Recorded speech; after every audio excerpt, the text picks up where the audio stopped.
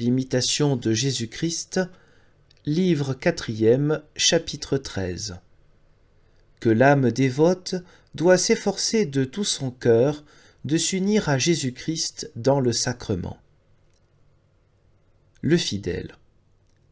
Seigneur, qui me donnera le moyen de vous trouver seul, de vous ouvrir tout mon cœur, et de jouir de vous selon le désir de mon âme, en sorte que personne ne jette sur moi les yeux, et que nulle créature ne m'attache, et ne me regarde pas même, mais que vous me parliez seul, et que je ne parle aussi qu'à vous seul, comme à un ami, a coutume de parler et d'en user avec son ami.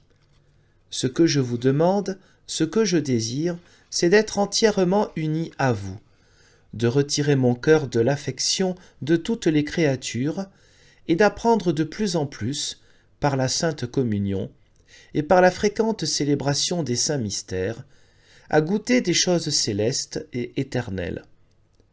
Ah, Seigneur mon Dieu, quand vous serai-je parfaitement uni, et comme absorbé en vous, sans me plus souvenir de moi-même?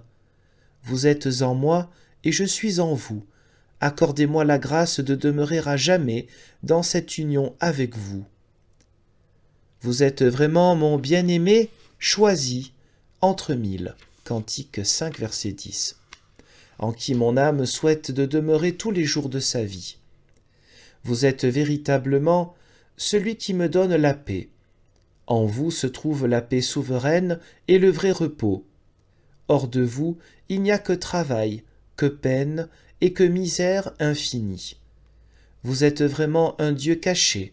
Vous n'avez point de communication avec les impies. Mais vous prenez plaisir à vous entretenir avec les humbles et les simples. Ésaïe 45, 15, Job 21, 16, Proverbe 3, 32. Ô que votre esprit est doux, Seigneur, qui, pour témoigner votre tendresse à vos enfants, daignez les nourrir d'un pain très délicieux que vous faites descendre du ciel. Office du Saint-Sacrement.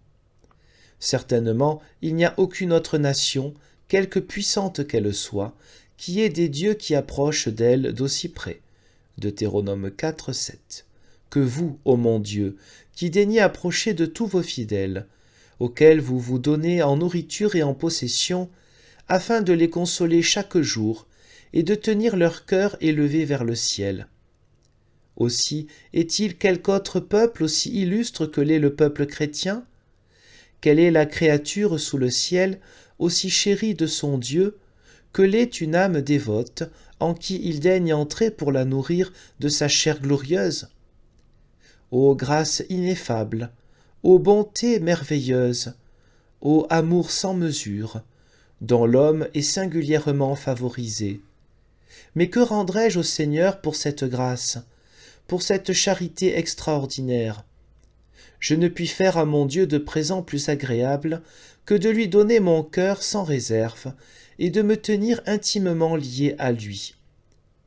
Pour lors, mes entrailles tressailliront de joie quand mon âme sera parfaitement unie à mon Dieu.